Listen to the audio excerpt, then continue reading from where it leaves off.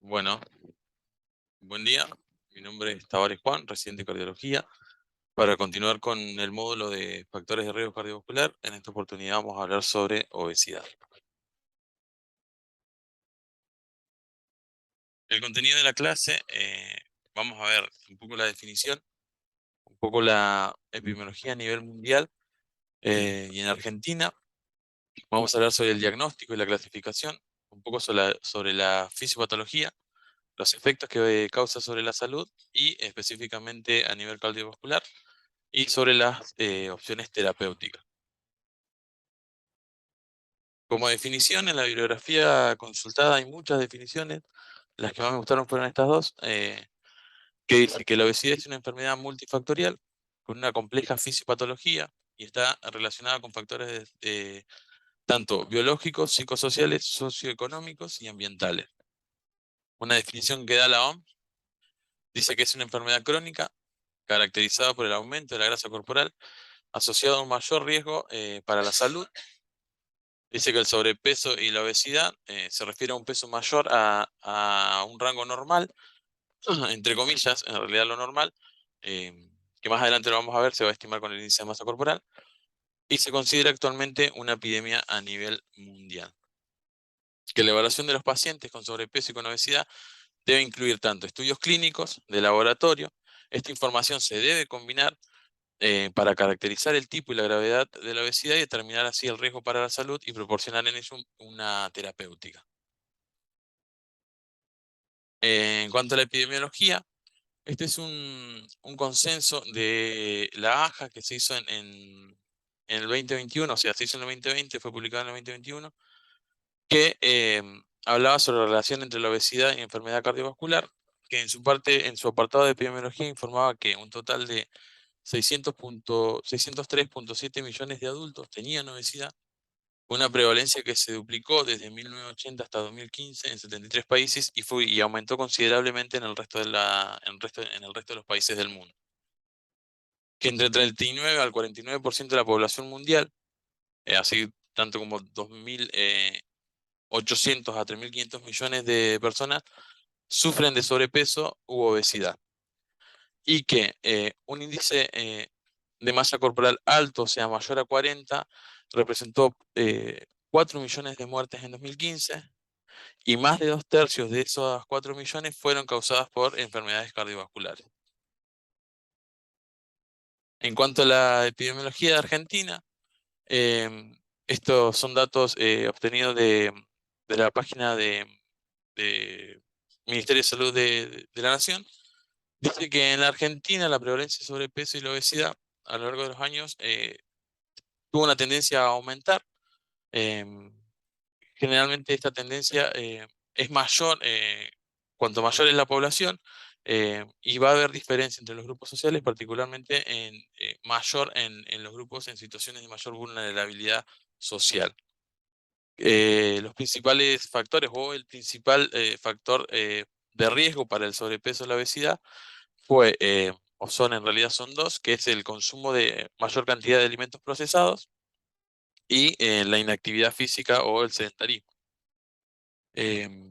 6 de cada 10 argentinos presenta exceso de peso. Esta es una estadística que hizo el INDEC, que la hizo en 2018, fue publicada en 2019, en la cual se llevó a cabo una recolección de datos en dos pasos. Eh, en un primer paso se recolectó información del peso corporal según autorreceptores, que en realidad se le daba encuestas a la población que le iban llenando tomando en cuenta el índice de masa corporal.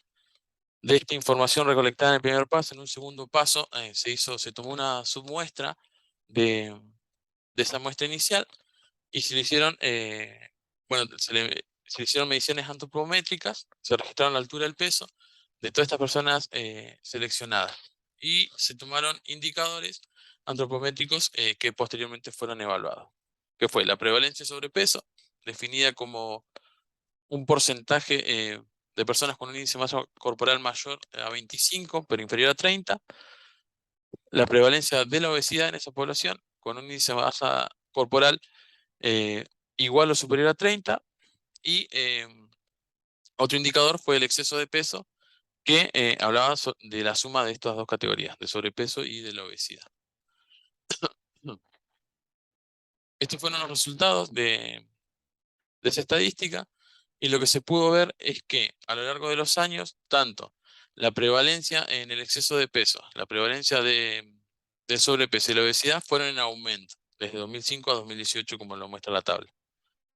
Que eran, estos indicadores eran más prevalentes en varones que en mujeres, que aumentaban con la edad y estaban muy relacionados con el nivel socioeconómico y el nivel educativo. Mientras menor era el nivel socioeconómico, el nivel educativo, mayor era la prevalencia, digamos, de estos indicadores. En cuanto al diagnóstico y la clasificación, en base al diagnóstico lo que se utilizan son medidas antropométricas. La más utilizada es el índice de masa corporal, ya que es un método fácil de medir, es fiable y tiene una correlación fiable, podríamos decir, entre el porcentaje de grasa corporal y la masa grasa corporal total.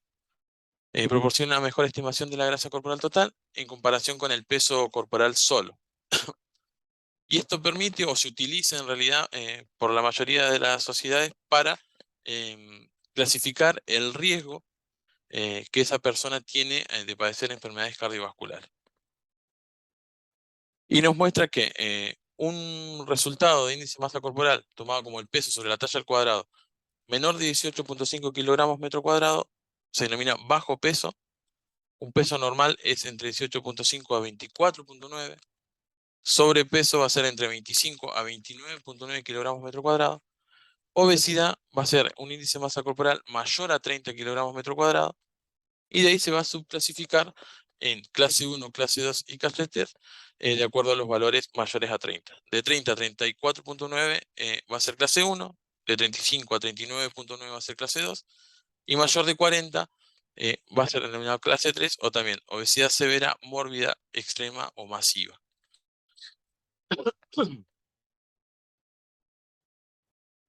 Otro de los parámetros que son utilizados para clasificar a los pacientes con obesidad y así más utilizado para estimar el riesgo cardiovascular que estos pacientes puedan llegar a tener es la circunferencia de la cintura o circunferencia abdominal, que se sugiere medir en conjunto con el índice de masa corporal, tomando como valores em, patológicos en hombres que sean mayor a 102 centímetros y en mujeres mayor o igual a 88 centímetros.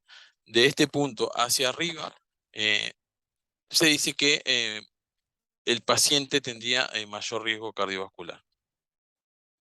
Es importante destacar de esto que es innecesario medir la circunferencia abdominal o de cintura en pacientes que tienen índice de masa corporal mayor a 35, ya que estas personas de por sí tienen la circunferencia abdominal alterada.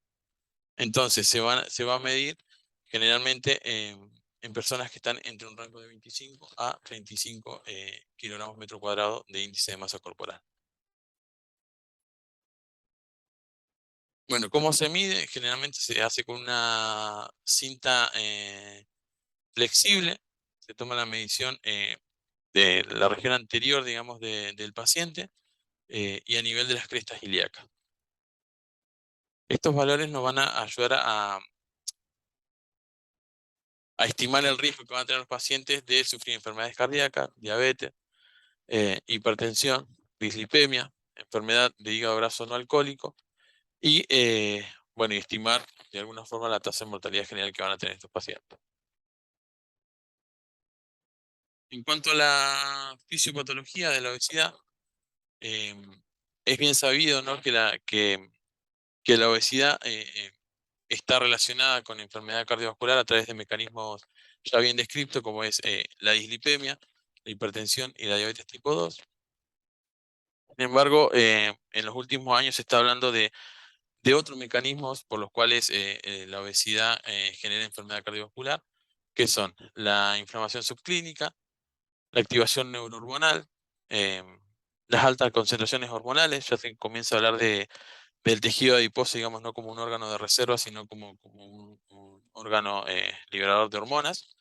La asociación que tiene la obesidad con el síndrome de apnea obstructiva del sueño, eh, con el incremento aumentado de los ácidos grasos, que lo vamos a ver más adelante, y también afectaría mediante el depósito de lípidos en áreas que generalmente no tienen lípidos en su interior, digamos, como puede ser eh, el miocardio, los vasos sanguíneos, el hígado, el páncreas, básicamente. Em, bueno, como dijimos, el tejido adiposo, si bien es un órgano de almacenamiento, cumple diferentes funciones. Como órgano de almacenamiento, sabemos que es encargado de almacenar, por decirlo así, el exceso de calorías que ingiere el paciente, ¿sí? Mediante el almacenamiento de lípidos. Cuando este almacenamiento es excesivo, se genera una situación que se denomina lipotoxicidad, que hace referencia a los efectos deleterios del exceso de ácidos grasos y la acumulación de grasa ectópica que provocan muerte celular, disfunción orgánica, que generalmente se produce en hígado, en el músculo cardíaco y en las células beta pancreáticas, como decíamos anteriormente. ¿Cómo es el mecanismo fisiopatogénico? En la obesidad, como dijimos, hay un aumento del tejido adiposo. Este tejido adiposo cambia como de estructura. Los adipocitos de este tejido aumentan de tamaño y son insulinoresistentes, ¿sí? Generan a su vez insulinoresistencia local y a nivel sistémico. Esta insulinoresistencia va como a disminuir la utilización de glucosa como fuente de energía y se van a activar otras vías metabólicas para brindar energía al organismo. Entre ellos se va a activar la lipólisis, que va a generar el aumento de los ácidos grasos libres, que a nivel sistémico se van a acumular tanto que van a sobrepasar los límites de almacenamiento y las vías metabólicas, por los cuales van a tomar otras vías esos ácidos grasos, que van a ser vías que son no oxidativas. Las más descritas son las vías de la ceramida y las vías lisosomales, que van a generar lípidos adheridos a especies reactivas del oxígeno que no se van a poder metabolizar y se van a ser tóxicos y se van a empezar a acumular dentro del tejido. Y van a producir lo que es la lipotoxicidad. A nivel hepático, como muestra la imagen, van a generar acúmulo de grasa en el hígado, van a generar esteatosis hepática, con posterior esteatohepatitis no alcohólica, fibrosis hepática, lo que conocemos como cirrosis, y posteriormente carcinoma hepatocelular. Esta vía que le estoy mostrando acá actualmente es la vía más frecuente por la cual se produce cirrosis en la actualidad. Antes era el alcohol, ahora se sabe que es el hígado graso con la esteatohepatitis no alcohólica y la fibrosis hepática. A nivel de las células cardíacas, lo mismo, se acumula este tipo de ácidos grasos que no son oxidables, generan un daño en la fibra miocárdica con pérdida de la contractilidad e insuficiencia cardíaca por un mecanismo que vamos a ver más adelante. Y en las células beta pancreáticas es lo mismo con alteración del metabolismo de la insulina. En estas células que generan no es resistencia a la insulina, sino como daño celular y impide como la síntesis y liberación de insulina de forma crónica. Bueno, como órgano endocrino o como glándula endocrina, como dijimos anteriormente, eh, el tejido adiposo libera una serie de sustancias que van a repercutir a nivel sistémico. ¿Sí? La más importante o la que mayor efecto genera a nivel sistémico son la resistina, que se va a contraponer a la acción de la insulina, generando lo que es la insulinoresistencia, y citoquinas proinflamatorias, por lo cual se habla de que el paciente obeso eh, está en un estado crónico de inflamación, que es subclínica, digamos, no se manifiesta, pero está. ¿Sí? ¿Cómo es el mecanismo de la resistencia a la insulina, entonces? La resistencia a la insulina, como su nombre lo dice, es un término que se refiere a la resistencia del organismo a los efectos de la insulina, principalmente relacionados con la captura, el metabolismo y el almacenamiento de la glucosa. ¿A quiénes van a afectar? Generalmente a hígado, músculo y tejido adiposo, que son los tejidos que más dependen de la insulina. Y se va a caracterizar por niveles de glucosa elevada en sangre, incrementos de VLDL, incrementos de los niveles de triglicéridos por activación de vías metabólicas alternativas hiperinsulinemia. En cuanto a la fisiopatología de esto, sabemos que normalmente la insulina se une a su receptor IRS1 y 2, que aumenta la concentración de AMP cíclico a nivel celular, genera una cascadas de fosforilaciones y desfosforilaciones y cumple, por así decirlo, su misión en los tejidos, que es aumentar la expresión de transportadores de glucosa a nivel de los tejidos diana, para que esta glucosa pueda entrar a la célula y pueda ser metabolizada. Con esto va a disminuir la glucemia, va a activar los procesos de almacenamiento, ¿sí? de anabolismo, como es la lipogénesis y la glucogenogénesis, y va a inhibir la lipólisis, la glucogenólisis, perdón, y la gluconeogénesis. ¿Sí? De esta forma va a permitir que la glucemia disminuya y que la glucosa sea utilizada tanto como para combustible como para almacenamiento. En contexto de obesidad, lo que va a suceder es que aumentan estas moléculas, ¿no? que libera el tejido adiposo, que se contraponen a la acción de la insulina, ¿sí? Y el estado inflamatorio, a su vez, van a generar dentro de la célula la activación de proteinquinasas, como la proteinquinasa C, que a su vez dentro de las células generan cascadas de fosforilaciones que van a provocar, en una primera instancia, inhibir la señal del receptor de insulina, por ende, por más que la insulina se adhiera, no va a generar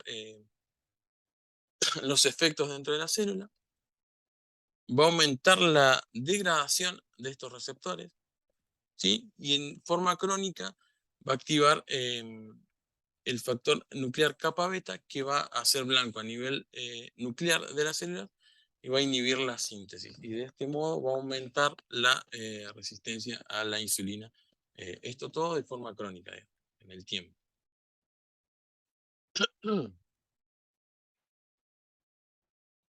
¿Cuáles son los efectos que va a tener sobre los vasos sanguíneos? Generalmente, dentro de los vasos sanguíneos, el efecto se va a caracterizar por la pérdida de la capacidad del endotelio para controlar la liberación de sustancias necesarias para mantener un balance vasomotor y la homeostasis vascular. Lo va a hacer por diferentes mecanismos. Uno de ellos es el estrés oxidativo.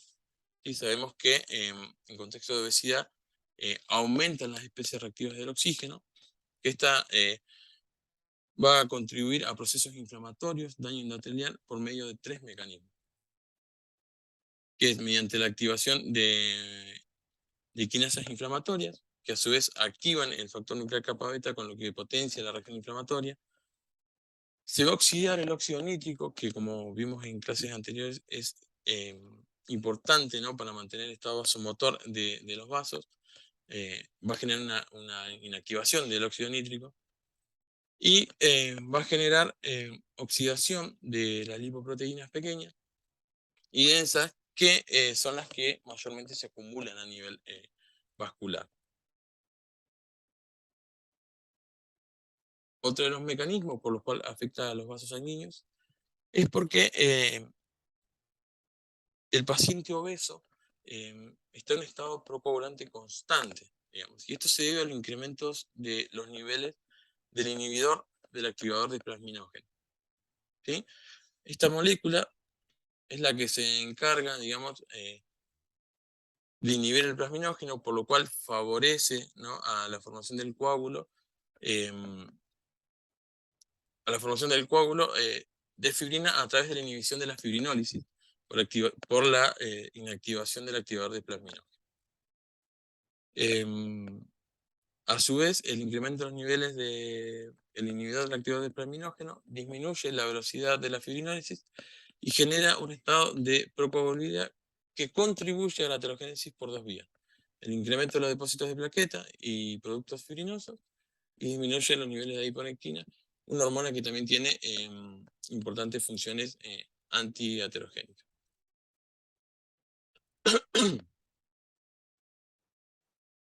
Bueno, y otra de las formas, o la más conocida que siempre hablamos en las clases, es la formación de placas de ateroma, ¿sí? Que con toda esta reacción inflamatoria, la quimiotaxis de monocitos de la célula y la incorporación de moléculas de LDL oxidadas se van acumulando en el vaso sanguíneo, generando la plaquita ateroma y generando obstrucción del vaso. Bueno, este cuadro lo puse a modo de resumen, ¿sí? Y para que se vea que por ahí el tejido adiposo no es solamente, como dije antes, un tejido de reserva de calorías de exceso, sino que a su vez cumple diferentes funciones a nivel del organismo, ¿no? Y las fuimos explicando a medida que fuimos desarrollando la fisiopatología. Pero básicamente,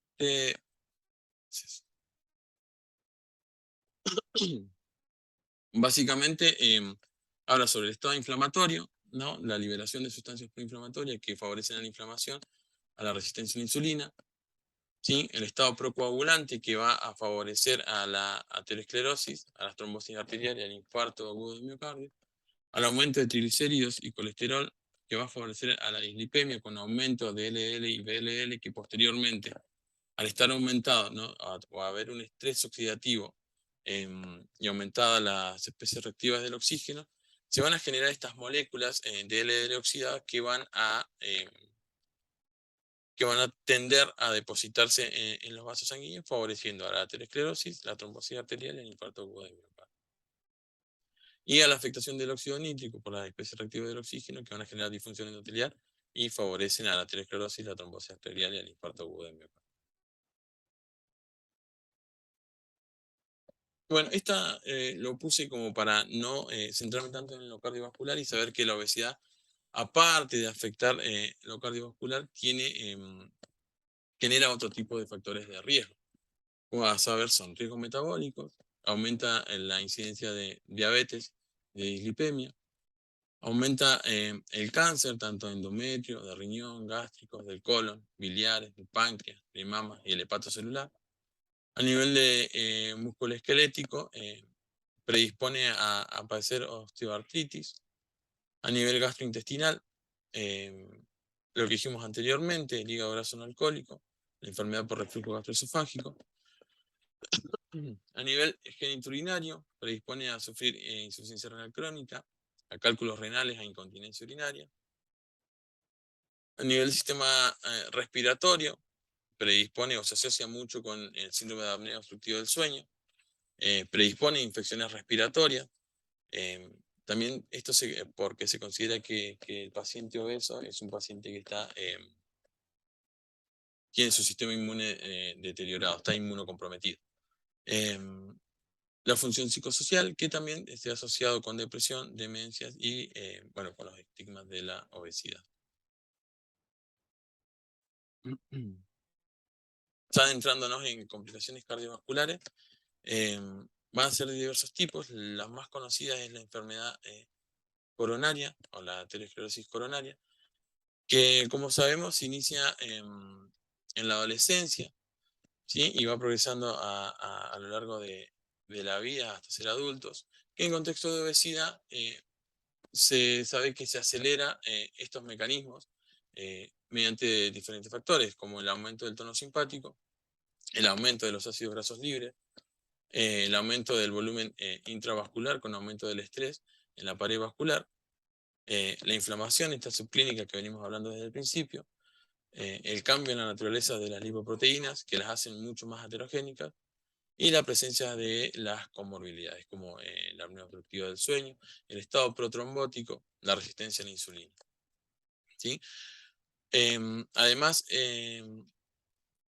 cabe destacar que no solamente va a afectar a los vasos epicárdicos, ¿sí? Sino que la obesidad también está relacionada con anomalías en la microvasculatura coronaria, que es como importante o un regulador clave del flujo sanguíneo coronario. La enfermedad microvascular coronaria está ligada fisiopatológicamente a la disfunción endotelial y posiblemente a la remodelación de los vasos más pequeños. Se asocia, o sea, se ha visto mayormente en pacientes que tienen índice de masa corporal más elevado, ya mayor a 35 o 40, son los que más padecen de enfermedad microvascular. También afecta al sistema cardiovascular, generando insuficiencia cardíaca o miocardiopatía. Por lo que se sabe, el exceso de adiposidad promueve cambios en la función cardíaca, tanto directamente a través de los efectos sobre el miocardio y la vasculatura, como indirectamente a través de las comorbilidades relacionadas con la obesidad, lo mismo, diabetes, dislipemia y demás. La acumulación excesiva de tejido adiposo conduce a cambios dinámicos, incluyendo un mayor volumen de sangre y del gasto cardíaco. Se ha visto que hay mayor activación en los pacientes obesos del sistema nervioso simpático, del sistema renina, angiotensina y aldosterona, que son, como hemos visto en clases anteriores, los principales mecanismos generadores, por ahí cuando se desregulan, de la insuficiencia cardíaca. Y esto me pareció importante y muy interesante, es que la obesidad también afecta directamente al miocardio, con la acumulación de grasa en el miocardio y la fibrosis posterior, que va a conducir a disfunción diastólica del ventrículo izquierdo, a insuficiencia cardíaca con fracción de eyección conservada. Esto tiene que ver con lo que hablábamos antes de la acumulación en regiones ectópicas, por decirlo de alguna forma, de estos ácidos grasos que generan disfunción celular. La disfunción diastólica a nivel cardíaca, la cardiopatía aterosclerótica está relacionada con la obesidad, puede provocar una disfunción sistólica y en última instancia insuficiencia cardíaca con fracción de eyección reducida. En esto tiene que ver con la obstrucción de las arterias coronarias y la disfunción a nivel miocárdica o sea, del músculo cardíaco, que va a generar una disminución o una insuficiencia cardíaca, ¿no? Como lo dice el término, con fracción de eyección reducida. Finalmente, las comorbilidades asociadas con la obesidad, como la diabetes, la apnea obstructiva del sueño y el síndrome de hipoventilación, pueden aumentar el riesgo de hipertensión pulmonar e insuficiencia ventricular del lado derecho, o sea, del ventrículo derecho. Puede predisponer a arritmia. Eso también es muy interesante. Hay una asociación establecida entre la obesidad y la muerte súbita cardíaca. La bibliografía decía que el incremento de 5 unidades en el índice de masa corporal confiere un 16% más riesgo de padecer muerte súbita cardíaca. Que la adiposidad abdominal es un marcador de riesgo, ¿no?, de muerte súbita cardíaca, y que los mecanismos potenciadores para esta asociación son variados, pero pueden incluir la hipertrofia del ventrículo izquierdo, la prolongación del intervalo QT, complejos ventriculares prematuros y el desequilibrio autonómico. La obesidad leve, dice, tanto la obesidad leve como la obesidad severa están asociadas con un mayor riesgo de taquicardia ventricular y fibrilación ventricular. Y esto generalmente se va a relacionar, ¿no?, con el aumento del diámetro de la fibra, de la masa en realidad, y la fibrosis que se produce en el tejido cardíaco.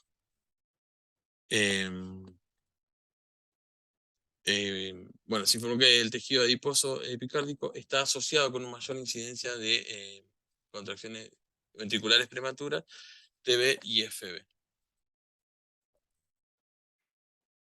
También se asocia a fibrilación auricular por los mismos mecanismos.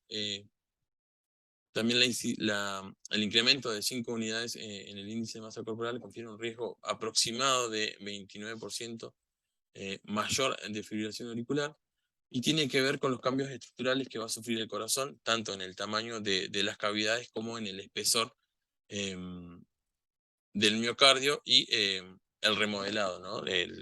La fibrosis, bueno, y la acumulación por ahí de tejido adiposo a nivel epicárdico. Bueno, ya adentrándonos en el tratamiento, sí, sabemos que los objetivos del tratamiento es prevenir, tratar y revertir las complicaciones relacionadas con la obesidad y mejorar la calidad de vida de estos pacientes. Se van a tomar en primer día medidas primarias que tienen que ver con identificar a los candidatos, hacer una evaluación del estado de riesgo general de una persona que va a incluir la determinación del grado de sobrepeso mediante el índice de masa corporal y como sabemos ahora con la medición del perímetro abdominal em, y la presencia de factores de riesgo de enfermedad cardiovascular, como es la hipertensión, la diabetes y la dislipemia, y otras comorbilidades como la apnea obstructiva del sueño, la enfermedad de hígado graso no alcohólico, entre otras. Entonces, la relación entre el índice de masa corporal y la estimación de este riesgo permite identificar a los pacientes apropiados para realizar diferentes tipos de intervenciones a la hora de plantear un tratamiento.